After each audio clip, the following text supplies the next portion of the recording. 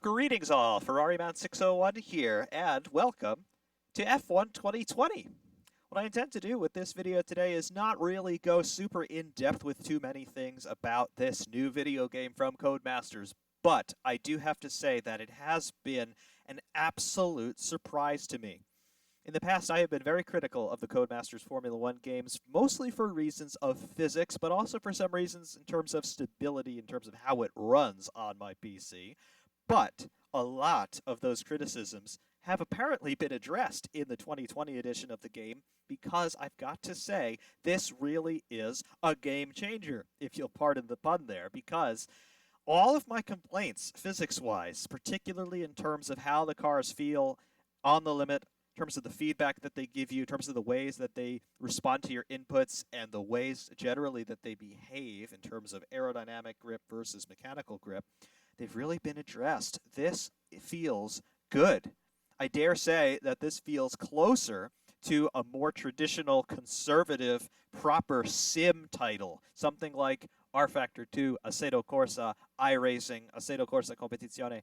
It definitely feels like it has changed its overall place of residence in terms of being more arcade and casual to being something that is at least attempting to cater to the more critical sim racers among us. Now, I am not about to get on here and say that this is a sim title, because it is not. This is not something where you can expect to get a truly authentic experience in terms of really emulating the interface between you and the car, in terms of the finer points of physics, in terms of the finer points of how the tires and suspension work, in terms of the finer points in how the aerodynamic downforce works. But there's a lot more carryover in terms of the overall driving experience between this and something like, say, Assetto Corsa than I really had ever anticipated. And to me, it comes as a big surprise, and it comes as a very welcome one as well. Things that you do to drive the cars in this game are much more reminiscent of things that you would do in Assetto Corsa, or iRacing, or Assetto Corsa Competizione than I ever expected. And for me, just to be able to draw those comparisons, as tenuous as some of them may be, and we'll get into that a little bit more in the minutes to come, that really takes me aback. And it really shows that Codemasters have taken the feedback not only from us in the sim racing community, but they've taken the feedback most likely from the Formula One drivers who have been driving their titles through the assorted months of lockdown and the assorted months of sim racing events involving real-world racing drivers, because real-world racing had been put on hold for quite a long time. A lot of the Formula One drivers told Codemasters, hey, this doesn't feel right, this doesn't look right. This just isn't right. And apparently they've taken that feedback to heart, and they have completely overhauled the way that you and the car get on with each other. And that relationship is something, of course, very critical to creating a sense of authenticity in a racing title. And they've done it here. They really, really have. What I want to do in this video is just take you around some laps in a modern car and in a classic car, talk about some of the good things, talk about some of the things that perhaps still could be better, or I'll just give you a sense of what I'm feeling through my equipment, and just generally, what are my thoughts as I've now spent my first 5 days with this title, and why I'm very encouraged by it. Getting into the main menu screen that you see when you first start up, I'm running offline right now, so obviously we don't have our multiplayer content showing and all of that kind of stuff. But this is the screen that you see when you first boot up into the game, and, well, nothing really different from other versions of the Formula One series that we have seen in the past, but there it is for you. And obviously it'll look a little bit different when you are actually connected to the internet. Under the solo options here, this is really where I want to concentrate. You have Driver Career, My Team, and then you go into your different game modes for Grand Prix, Custom Championship Season, and then the Time Trial mode, of course. My Team, this is something new to the F1 series. You can basically create your own team, and you can manage it how you'd like. As a sort of owner-driver situation, you pick a teammate and all that kind of stuff. I'm not really concerned about that. I'm probably not even going to play in that mode because, well, it just doesn't really interest me all that much. Same thing with Driver Career. It doesn't really bother me particularly. A lot of people do playthroughs and that sort of thing. I don't have that kind of time, so whatever. The modes that I'm really concerned about, Grand Prix and Time Trial. Time Trial, you're alone on the track, and you've got infinite tires and infinite fuel and no damage, and you just put in hot laps if you want. Grand Prix, Custom Race Weekend, or you can set up a Custom Championship if you would like. We'll start a new Grand Prix, because that was something I did previously. You get into the different categories of cars that you can select. You've got Formula 2 from 2019, you have the classics, and you have, of course, the modern cars. The modern cars, you've got your full complement. All 10 teams from the 2020 Formula 1 season are available, starting from the top here with Mercedes. And, of course, as we go through, you'll have all of the teams.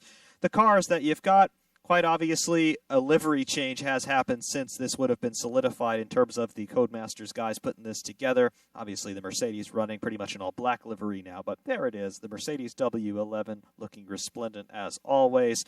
Next up, we have got the Ferrari SF1000 with the matte paint scheme that they debuted in 2019, carried over for 2020.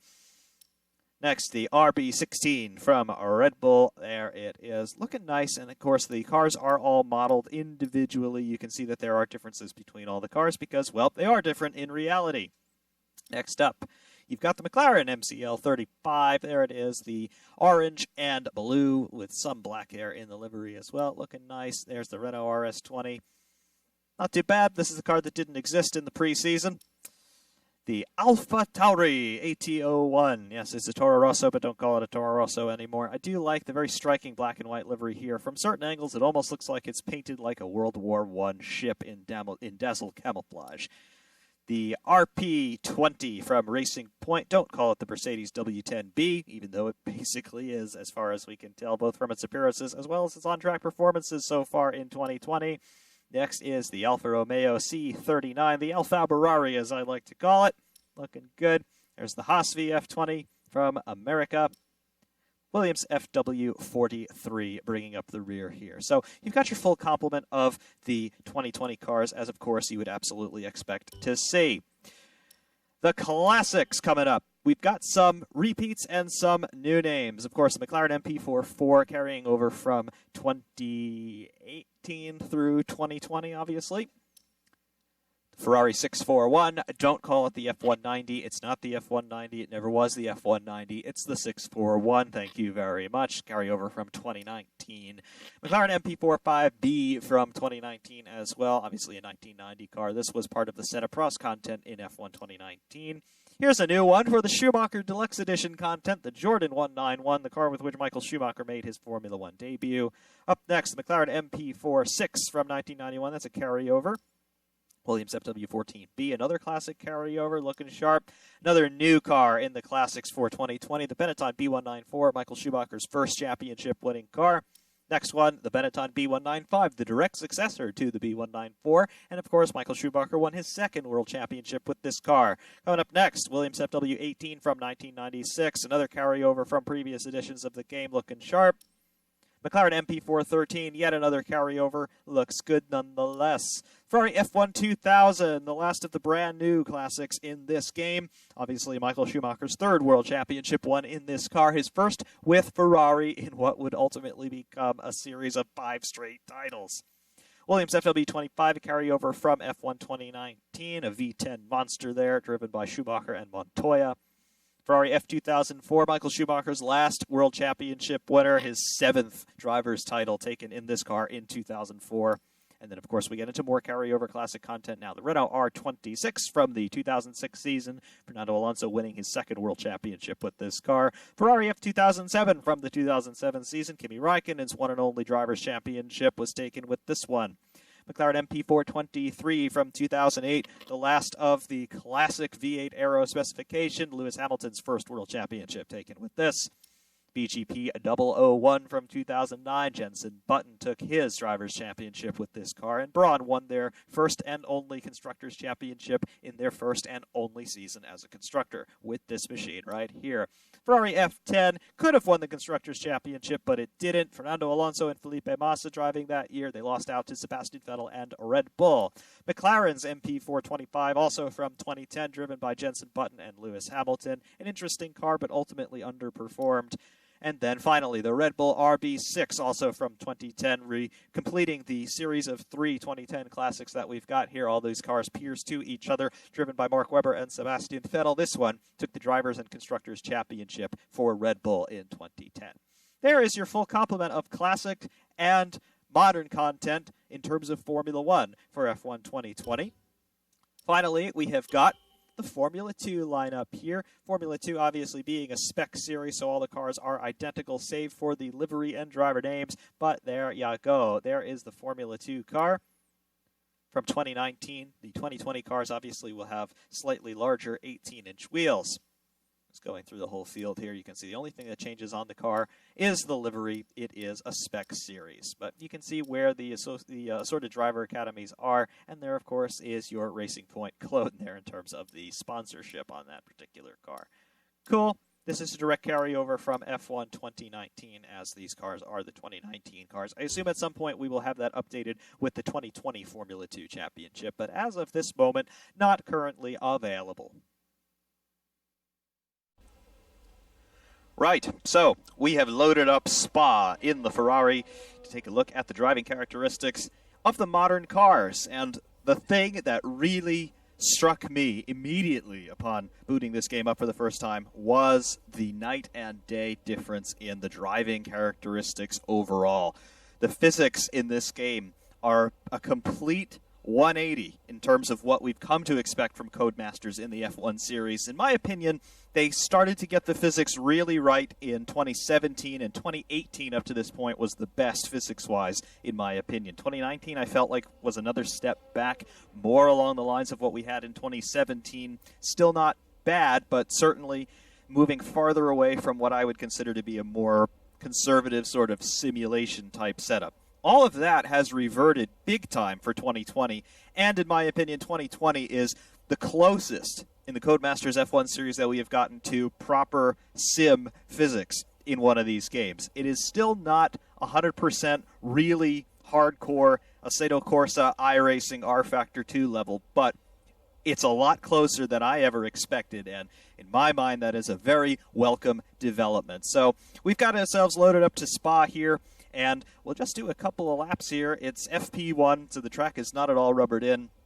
And really, we don't have any laps on this set of tires, so not 100% representative of what this thing will do in quali or race conditions, but it's enough for us just to explore some of the feedback, some of the force feedback, and of course, just overall the reactions of the car to the inputs. Standing by.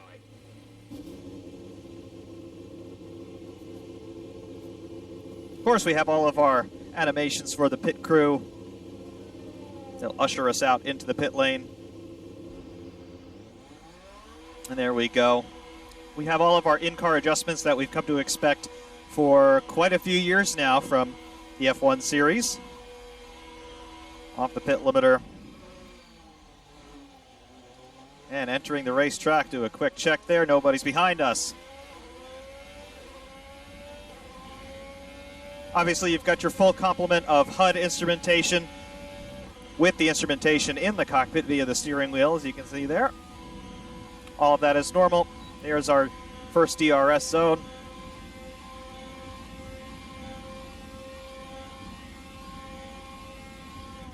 Coming on to the brakes, being a little bit cautious here because we've got no temperature really in anything, and the track is not rubbered in at all.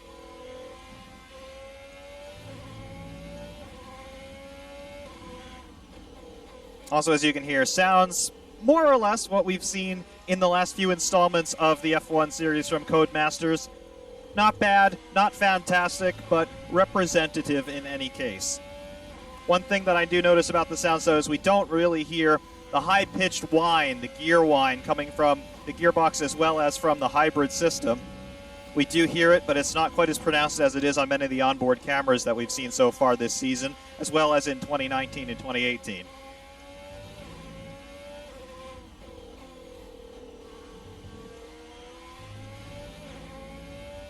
Go through our MFD here, tire wear indication, and then our temperatures for our tires and brakes and engine. State of our mechanical wear. And then, of course, our main control screen for brake bias, fuel mixture, hybrid deploy settings, and differential adjustment. Starting our first flyer, there is the second DRS zone. Okay, just want to remind you to keep an eye on your tyre temperatures, which you can do on the temperature panel of the MFD. We monitor carcass temperature and surface temperature, and you'll get the best performance when they're both inside a normal operating window. Surface temps tend to fluctuate faster, so try a few laps with the data open and get a feel. And of course, as you can hear, the engineer chatter is still more or less the same as it has been in the last few installments of this series. Helpful in many conditions, although I do notice that in race conditions, the engineer is a little bit quieter in terms of the information that he gives you and the frequency with which he gives it to you. There's much more of an emphasis now placed on the spoken radio commands that you can enter if you've got a microphone.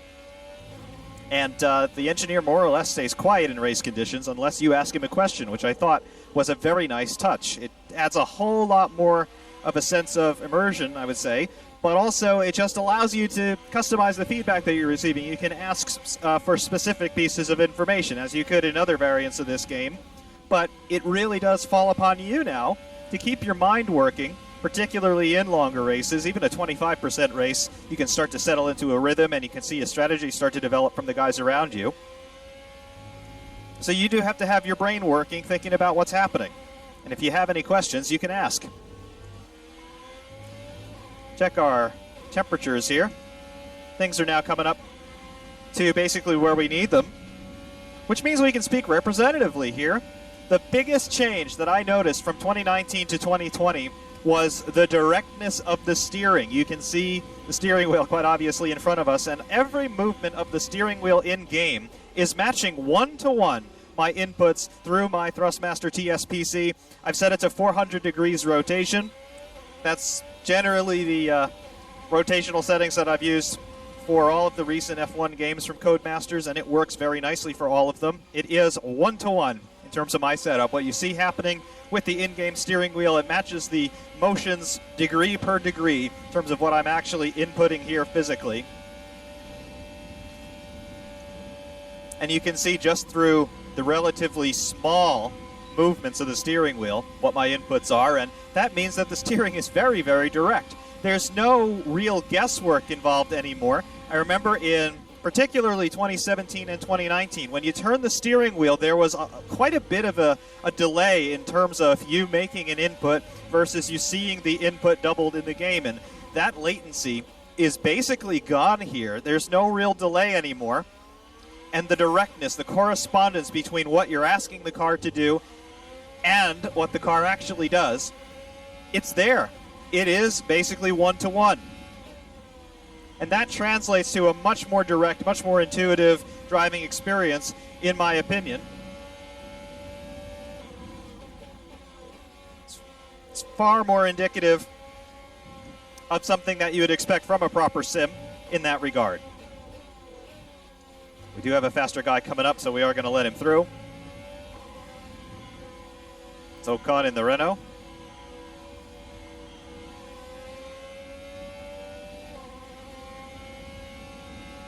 But aside from just the steering inputs in terms of what you expect and what it does, what's the feedback like? Well, it is very direct. The input is direct, and then the talkback from the game is very, very direct.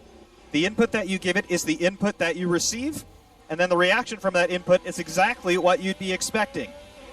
In terms of the force feedback that I'm getting through here, obviously this is going to be rather subjective because everybody has their own interpretation of what feels appropriate in terms of force feedback, and your settings, of course, can be very, very different. Force feedback is one of those sort of gray areas that we all have our opinions on, and we know what works for us, but what works for me may not necessarily be what you want. Nonetheless, though, everything is very intuitive. I have a very good sense of where all four corners of this car are. I've got a very good sense of what the overall track state is like. I know that things are relatively smooth and green right now, so the ultimate level of grip is not there. However, nothing is surprising to me. Over the curbs, I can feel the rumble strips there. Not super strong feedback, but again, that could be a setting. That's something that you might be able to play with, but I absolutely feel the apex and exit curbs. I feel the grass if you get into it. Feel the tires load up. The steering weight increases a little bit as I turn into a corner. You'd expect that. Bumps in the track surface as well, of course. Feeling all of that. And it all comes through in a way that's intuitive and logical. Gives you information to know when you are approaching the limit of grip. So then, of course, you can react to it accordingly. understeer, you get some chatter across the front axle, and of course that's exactly what would be happening, thereby limiting the overall adhesion factor in the tire. Oversteer, steering just gets light, and you just get that pit of the stomach feeling that says, hey, you are about to go spinning. Do something about it. And again, that's something that I really have missed from the Codemaster F1 games on the whole, and it's something that used to irk me quite a lot. Was something that I definitely pointed to in criticisms of this series. But no, it's very communicative. The other F1 games as well, another criticism that I had was you just couldn't feel where that ultimate limit of grip was through either the force feedback or just visually. All of that's gone as well. We have ourselves, again, a very intuitive situation here. In terms of braking performance, well, let's see, jump on them. Very nice, very smooth, very direct. In 2019 and 2018, I felt that the cars had a little bit too intense of a proclivity to lock up across the front axle, even in a straight line, never mind trying to turn into a corner. That's also gone. It feels like these cars actually have proper downforce now, which again was something that I felt was missing in previous editions of this series. There is most certainly now a distinction, physics-wise, between aerodynamic grip and mechanical grip. At high speed, you have all of the stability. I mean, corners like Fania, for example, a medium speed complex, aerodynamic downforce helps a lot through here. Previous editions of this game, that would just feel very vague and floaty. This, it feels like the car is actually connected to the road. It feels like the tires are working through the suspension, through the chassis. At higher speeds, you can feel the download coming on to the aerodynamic surfaces. It just feels very connected and cohesive, and the entire car is now working as one unified unit. Which again is something that typically I would not have said about Codemasters.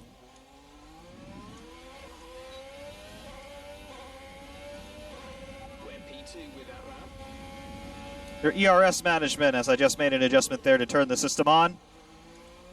You have full control of the ERS in practice sessions. However, in races, the deploy settings are automated.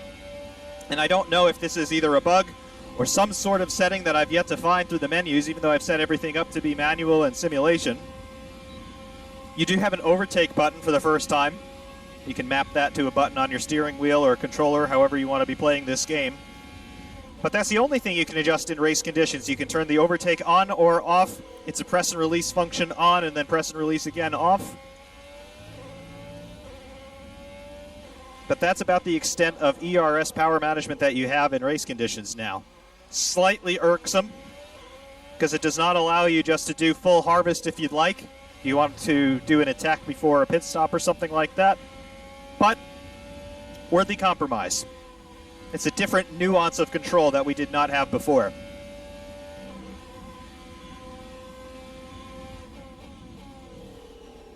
Little understeer setting in through Fania again. We've knocked the new out of the set of tires, of course.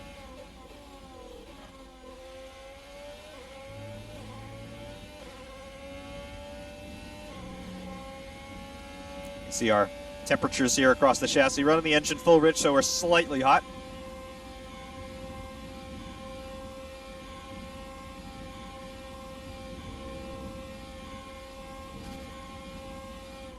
See the brake temperatures spike up in that big braking zone for the bus stop, as you would expect, but the brakes did not lock. That was full brake pressure.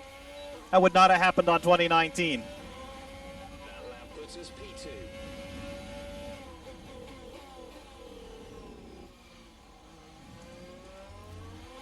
Grip out of low-speed corners, comparable to 2018 and 2019, I would say, but also comparable to Assetto Corsa and Formula Hybrid 2020 from RaceSim Studio, which is a big surprise.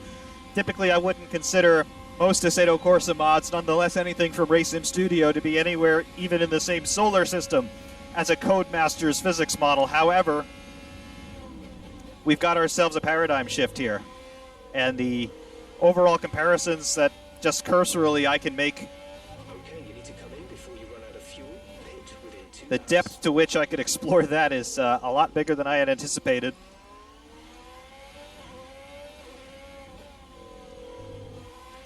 little bit of oversteer there under power.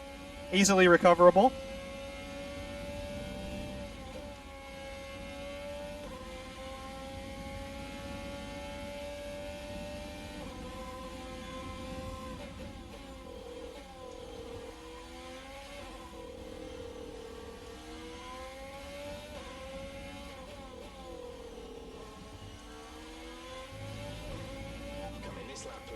You do have to be careful with your throttle inputs. With the pit assist disabled, you'll need to be mindful of your speed when entering the pit lane. If you hit the limiter line too fast, you'll pick up a penalty. Watch the on-screen prompts that show your target speed and distance. And of course the engineer reminding you of the basics, don't speed in the pit lane and all that stuff. We're not pitting this time by, we'll pit the next time through.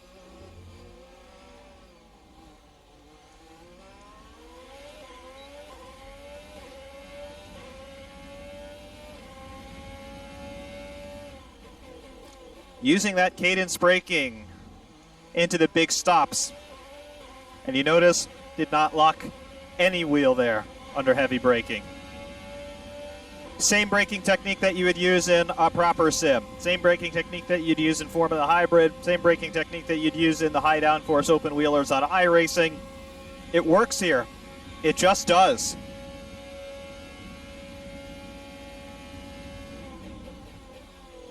Got the braking a little bit late, had to brake a little bit harder than I wanted, but the car can do it, no problem. 2019, that would have been off the road.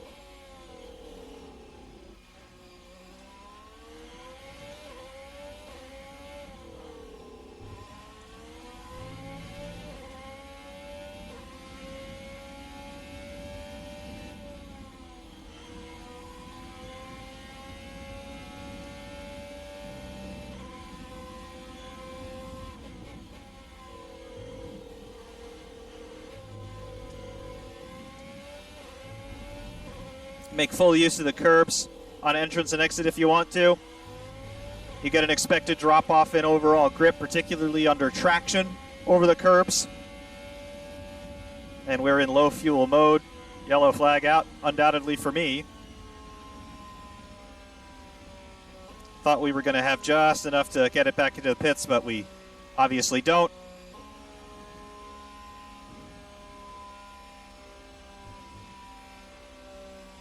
But the same reality of never truly out of fuel holds true for F1 2020.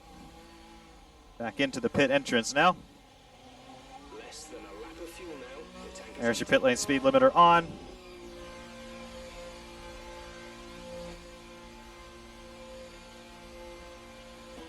And there you go, back into the pit box with your typical crew animations and all of that. But really, everything on the car feels intuitive. Does it feel super faithful to what you would expect from a hardcore sim? No, it doesn't. But the same variables are at play. You've got weight transfer, you have tire heat and brake heat, you've got tire wear, quite obviously. You have the track state in terms of rubber down, and in wet conditions, obviously, you've got the water in terms of the rate of rainfall, standing water if it's been raining for a while, rivers running across the track. So you really do have a lot to play with, a lot of variables to consider. So, in my opinion, it's very nicely put together physics-wise here, at least here on the modern cars, and this really being the focus of this game, driving the modern 2020 cars. They've done really a very nice job with it, as far as I can say so far, and again, I'm very, very impressed with what I see here from Codemasters. Again, this is entirely unexpected. I was expecting this to be F1 2019 version 2.0, but no, it's very, very good. Our fastest lap is a 1 minute 48.8. And on the classic side of the world, what do things look like here? Well, we are in the Benetton B195, and we are at Suzuka. Of course, the B195 is one of the additional classic cars that we can get in F1 2020, provided that you have gotten the Schumacher Deluxe edition of the game, which obviously I have here. Those of us who got this version of the game also got to play it a couple of days early. I started to play this on July 6th, and the official release date, I believe, was supposed to be July 10th, and it's currently July 11th recording this. So I've been playing with this for about 5 days now, And I, again, have to say, I'm encouraged by what I see, physics-wise and otherwise, on the Classics cars. Now, some of the Classics are just direct carryovers from F1 2018, F1 2019, and even earlier editions of the game. We've still got the Ferrari F2004. We've still got the Ferrari F2007, the Renault R26. That's all still here. We also have the MP425 McLaren from F1 2019, as well as the Ferrari F10, the Braun BGP 001, etc. So we have a lot of carryover classic content as the engineer continues to squawk over me. But we also have some new ones in the form of the Schumacher Deluxe. We've also got the Jordan 191, we've got the Benetton B195, the B194, Ferrari F1 2000. So we've got a smattering of nice cars. We have lost, however, some of the early classics that we had in F1 2019. So we don't have the Lotus 72, we don't have the McLaren MP42 anymore. We don't have, what else was there? We still have the Ferrari 641. Don't call it the F190 because it's not. McLaren MP45 we still have, but we have lost some of the really old classics. The Ferrari 312 no longer here, etc. But for the most part, we still have a very competent and complete smattering of classic content available. And, well, let's just take them out on track here. Again, I'm encouraged, but a couple of things that I want to point out. Don't push the car just yet. The track is still green. Try and take it easy for the first couple of laps. Of course, we still have our full complement of pit crew activities here in the Classics mode. We're just in a practice session here at Suzuka. And of course, we've got the V10 in this car, so it'll sound pretty nice for us. Off the limiter. Nobody behind us.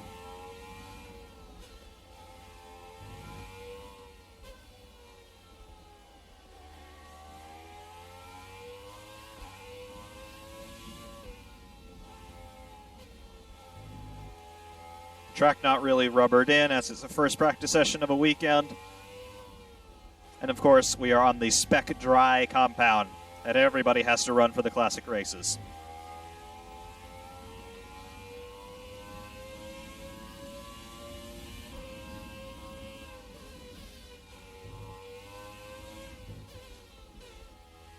Just getting everything up to temperature here. Obviously, no ERS or DRS in the classic cars.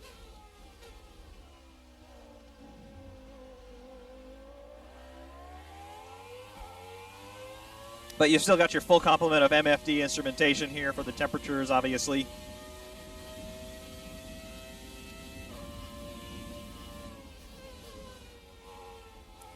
Getting the tires up, getting the brakes up. A little bit of power oversteer there on the exit of Spoon. Turn the engine up now.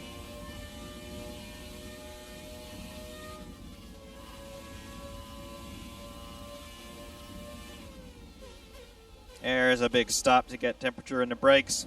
Tires will be coming up. Okay, just want to remind you to keep an eye on your tyre temperatures, which you can do on the temperature panel of the MFD. We monitor carcass temperature and surface temperature, and you'll get the best performance when they're both inside a normal operating window. Surface temps tend to fluctuate faster, so try a few laps with the data open and get a feel for how to control them. Same preloaded engineer message there going into a practice session.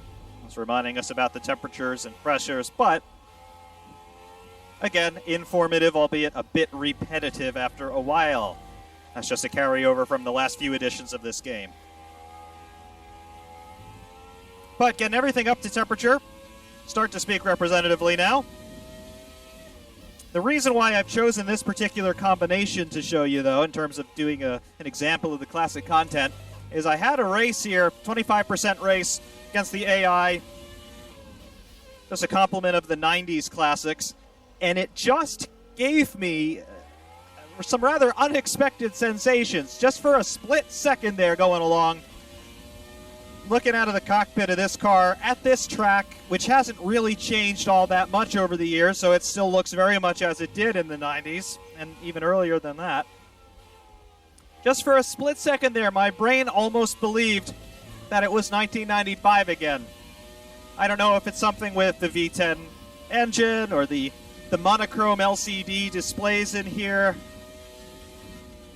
And of course, Suzuka being a fixture on the calendar for a very long time, basically not changing at all over most of its life. But the atmosphere of everything just struck me the right way, and it was one of those golden moments, I think. And that's really the first time that something like that has happened experience-wise for me in the Codemasters series. It just feels very appropriate. It's very immersive.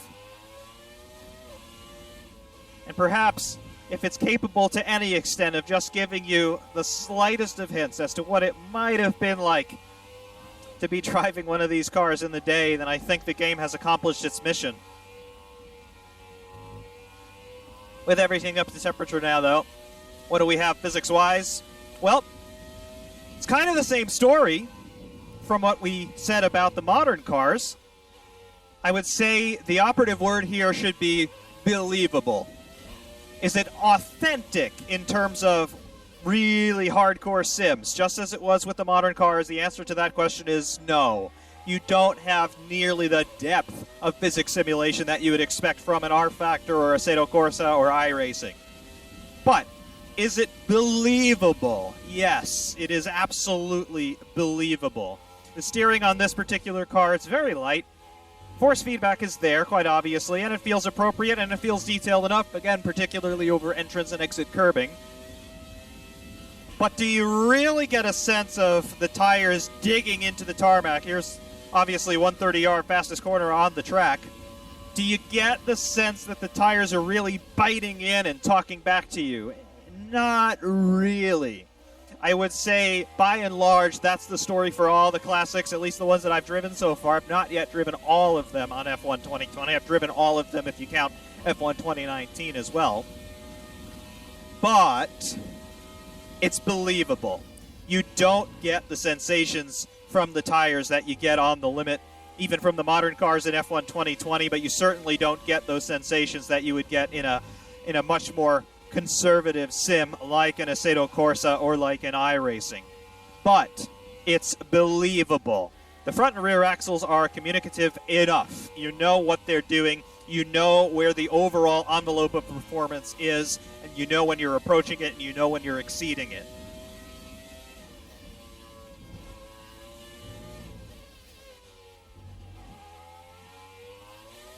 Visually, though, and again, this goes back to my point from earlier in terms of my brain just for a moment believing that it could well be 1995 all over again.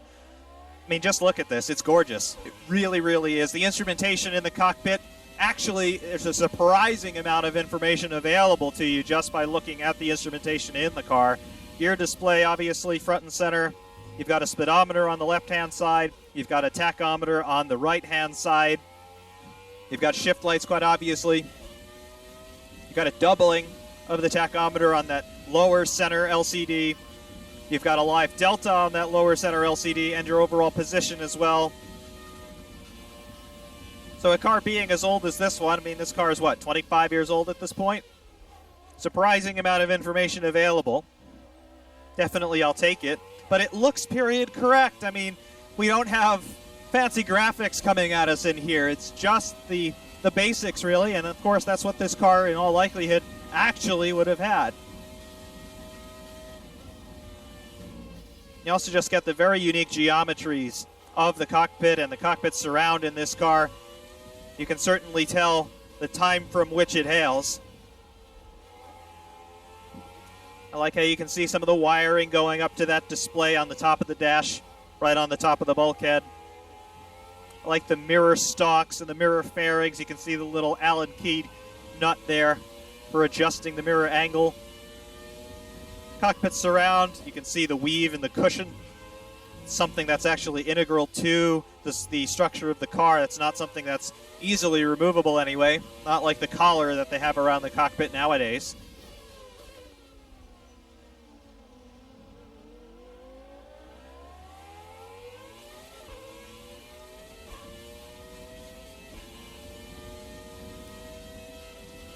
But it really just seems so nice. Is it hardcore? No, it's not. But as you can see there, sometimes the car will reach out and bite you.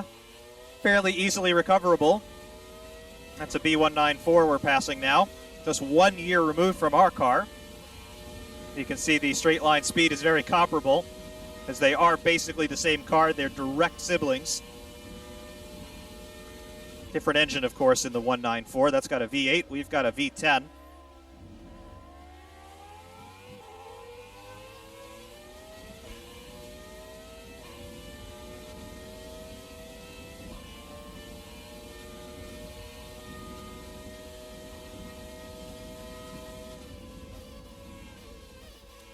Braking feels good. I'm just basically brushing the brakes as we're going into the medium speed corners. As you can tell, we're not really locking them up, because I'm not really putting all that much brake pressure into it. Obviously, for the bigger braking zones, you would brake more. But really, in the first sector here at Suzuka, it's about balancing the car rather than getting it stopped. That's why you'd use the brakes for Sector 1 here, apart from the first corner.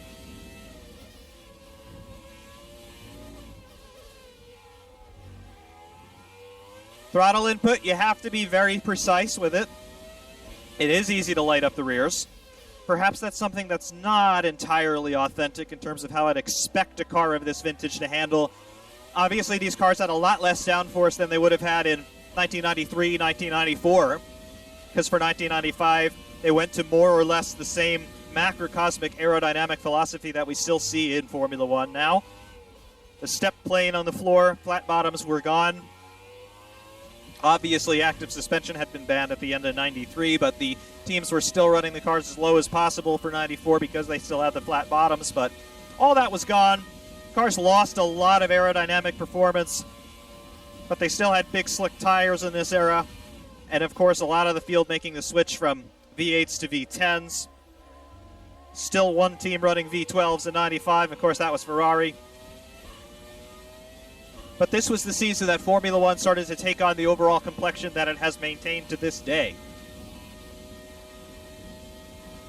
And in that regard, the car handles as you would expect. It's not all that far off macrocosmically from what you'd expect from a modern one. But of course, the ultimate level of performance is greatly reduced simply because, well, modern cars have 25 years more development time.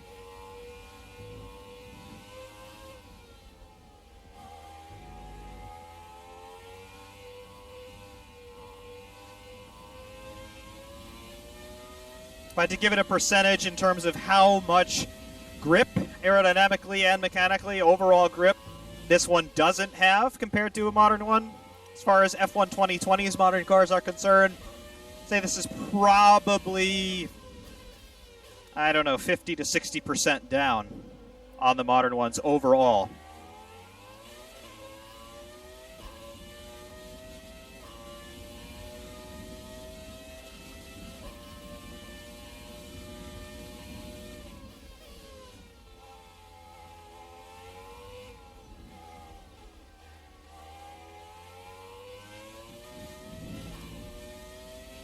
But it definitely encourages you to be very smooth and deliberate with your inputs, particularly the pedal inputs. The brake, the throttle, the steering, you can sort of chase it around a little bit if you need to.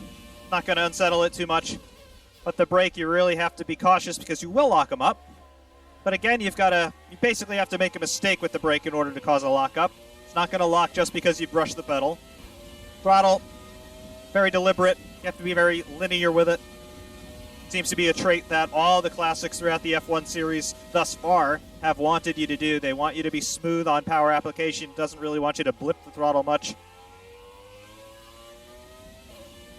But again, just as with the modern ones, I do have a reasonably good understanding of where the car is overall. It feels a little bit more floaty than the modern ones, I would say. And by floaty, I mean there's some vagueness in terms of understanding exactly where the center of grip is at any one moment. It's almost like it's implied rather than told to you directly. Easy enough to get your head around, but again, perhaps that could be a little bit more direct. But otherwise, in terms of force feedback, in terms of the visuals, in terms of the other cues that are available to you sound-wise, very, very comparable to the modern car driving experience.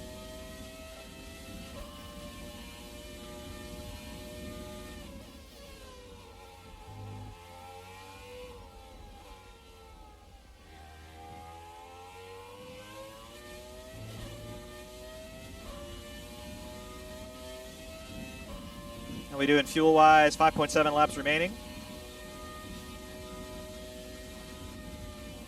A little bit of a differential adjustment here. I like to open up the diff a little bit more than this.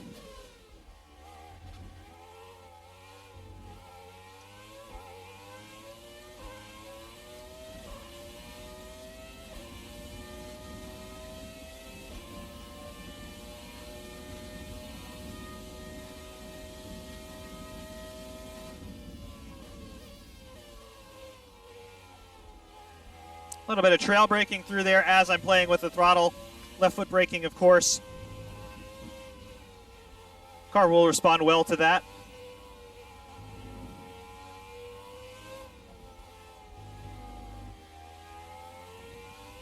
Generally speaking, you can be pretty precise with the car's placement.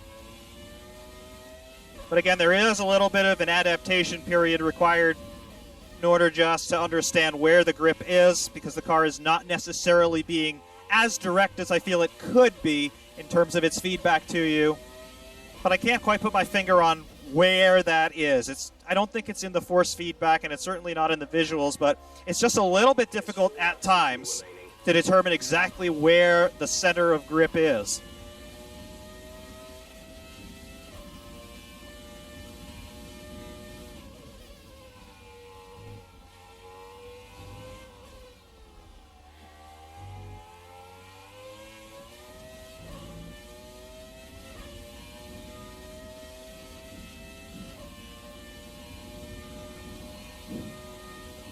Take a look behind briefly. Of course, the car is trailing Sparks, as you'd expect, bottoming at high speed.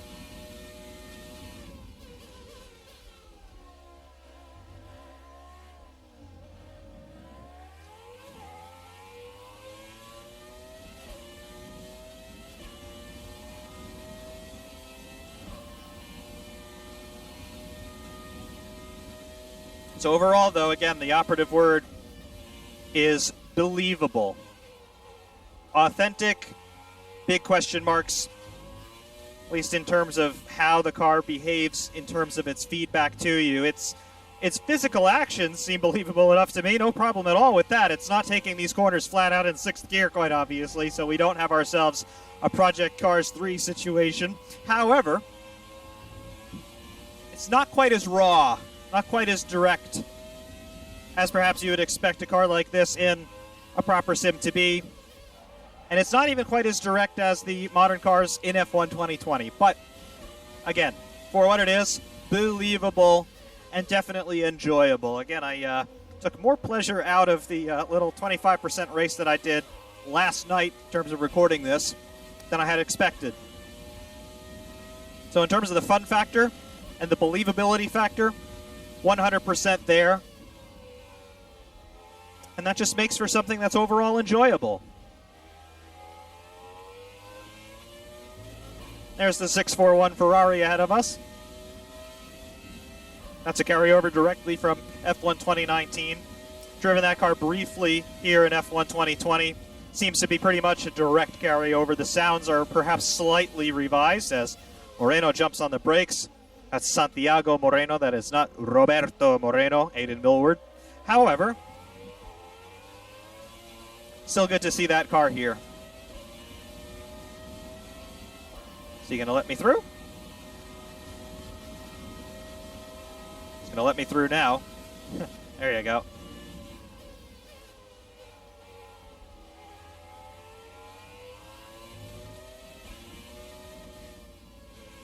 And I think just the fact that I haven't pitted yet really tells you where the enjoyability is. It really is fun. I am liking this.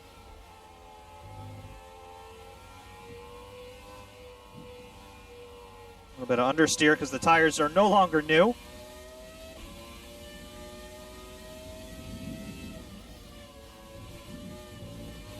But you can take the curbing pretty hard there in the first Stegner, and the car will respond nicely. Again, just be gentle with the throttle application in the lower gears. So you will get wheel spin, and then you will get into a tank slapper. But as long as you're aware of that and you're prepared for that, it's fine.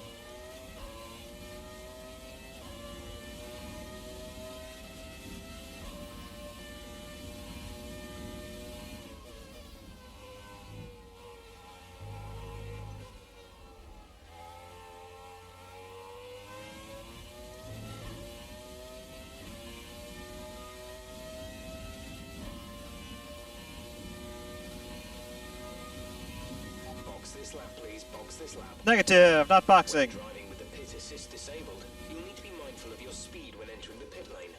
If you hit the limiter line too fast, you'll pick up a penalty. Somebody's been into the bollards there in the Casio triangle. And distance to the limiter line.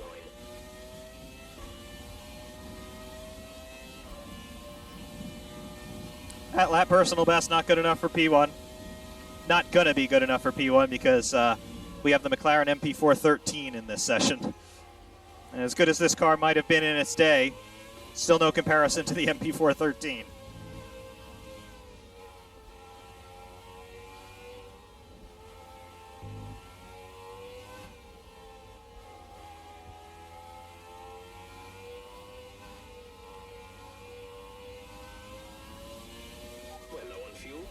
In the next 2 laps, please.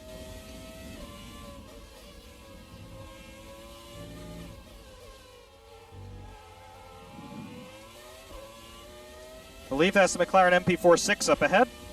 It's another carryover.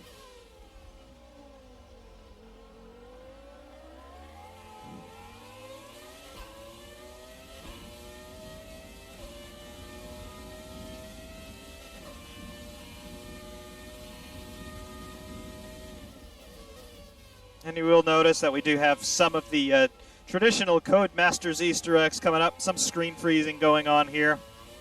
Somewhat unfortunate that they still haven't ironed that out.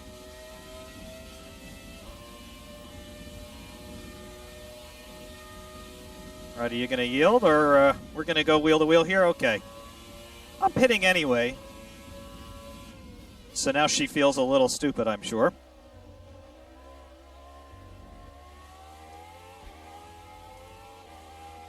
Into the pits.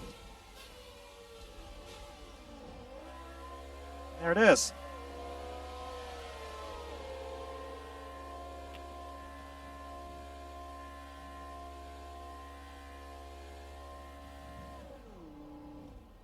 If just for a brief moment out there it feels anything like 1995, I think they've accomplished their mission, and I've certainly had a moment like that in this car. So, again, it's good.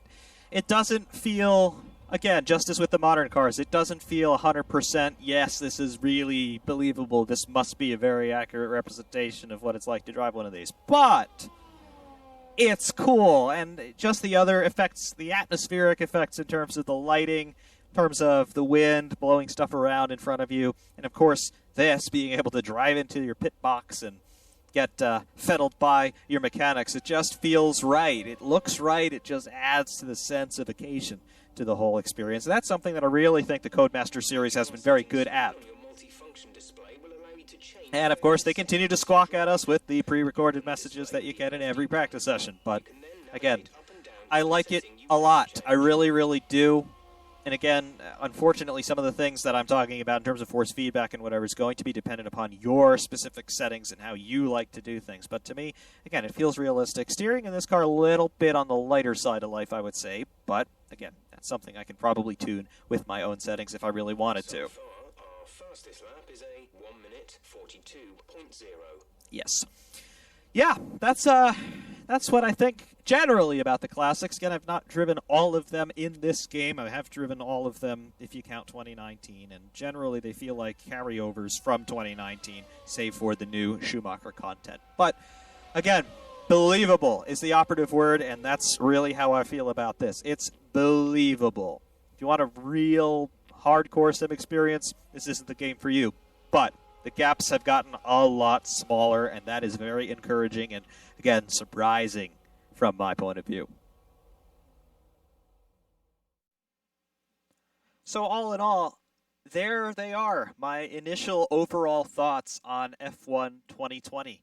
And I really have to say, as I said at the beginning and throughout, it is a tremendous surprise. I really did not have high hopes for this game, particularly given the context of the time that it's been developed through, with everything basically coming into a state of suspended animation in the racing world and in most cases in the world at large. I had thought that Codemasters would basically just port F1 2019 over into 2020 and just update the car liveries a little bit, and that would be it. But no, they have absolutely redesigned this game rather significantly, not quite from the ground up, but more or less from the ground up, because that physics model, it's just so radically different, and it's so much radically improved over what we had in 2019 and even 2018, even though I would say that that was the best game that they had made to date. But really, it's a breath of fresh air. It's wonderful to see that Codemasters have taken the advice and recommendation from the sim racing community, evidently, as well as from the real-world racing driver community, because, again, it was the first time that Codemasters really had an en masse testing of their software by people who absolutely know from firsthand experience what these cars should do and what things should look like and feel like. And they evidently took that in their stride, and they worked that feedback into a product that now truly feels complete, and it feels representative of what you would expect a Formula One title to be. This is on par in the overall rating of Formula One officially licensed games that I've played. It's on par with Formula One Championship Edition. You may know that as F106.